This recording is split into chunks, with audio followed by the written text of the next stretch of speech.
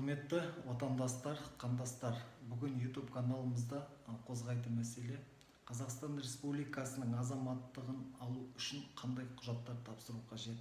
Осы тұрғыда айтып өткім келеді. Бүгінгі күннің ең өзекті мәселелердің бірі шеттен келген қандас бауырларымыздың азаматтық алу үшін құжат тапсырарда кедергілерге ұрынып жатады. Оған бірден бір себеп көптеген қандас бауырларымыздың кириллица әрпімен арыз шағым жазалмауында. Екіншіден, көші-қон органдарында кездесетін жемқорлық әрекеттер. Үшіншіден, қандастарымыздың азаматтық алу туралы заңнаманы толық білмеуінде. Осы кемшілікті алдын ала сезген делдалдар да пайда бола кетеді. Заңнаманы толық білмеген қандастарымыз амалсыздан пара беру арқылы немесе делдалдардың көмегіне жүгінгісі келіп алданып қалып жатады. Сондықтан ешқандай пара бермей-ақ та, делдалдардың көмегіне жүгінбей-ақ та, заңды тұрғыда заңды жолмен құжат тапсыруға болады. Әуелі азаматтық алу үшін тапсырылатын құжаттардың негізгі аспектілерін қарастырайық. Осы тұрғыда қандастарымыздың көбі түрлі сұрақтарға тап болып жатады. Қандай құжат, қандай органға бару қажет? Түсірген арыз шағымдарымыздың қаралу мерзімі қандай және тағы басқа дегендей. Азаматтық алу туралы өтініш хатқа төмендегідей құжаттар қоса тіркелуі қажет.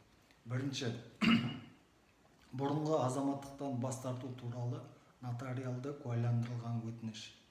Екінші, өтініш сауалнама. Үшінші, өлшемі 3:5, 4:5 болатын 4 фотосурет. Төртінші, шарттарды сақтау туралы міндеттемесі. Бесінші, паспорттың, яғни жеке басын анықтайтын төлқұжатының құжатының нотариалдық аударылған көшірмесі. Алтыншы, Қазақстан Республикасының аумағында тұрақты тұратын оралмандар куәлігі. Жетінші, жоғарғы оқу орнында оқитын этникалық қазақ студенттері осы оқу орнында оқиды деген растайтын жоғарғы оқу орнынан берілетін анықтама. Сегізінші, ұлтын растайтын анықтама. Тоғызыншы, мемлекеттік баж салығын төлегені немесе оны төлеуден босатылғаны туралы құжат. Қолданыстағы заң бойынша азаматтық алу үшін тапсырылған құжаттардың қаралу мерзімі 3 ай.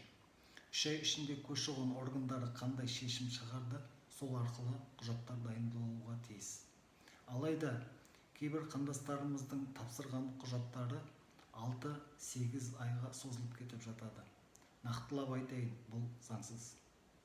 Көп жағдайда қандастар құжат тапсырған кезде құжаттың қабылданғаны туралы анықтама сұрамайды.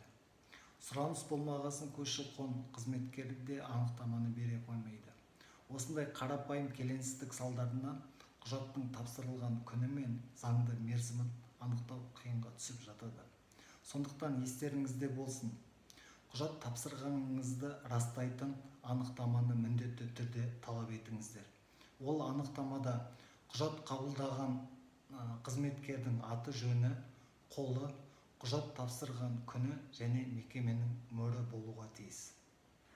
Азаматтық алу үшін тапсыратын құжаттарыңызда түсінбеген сұрақтарыңыз болса, біздің халықаралық құқықтық бастама қоғамдық қорына хабарласуыңызға болады.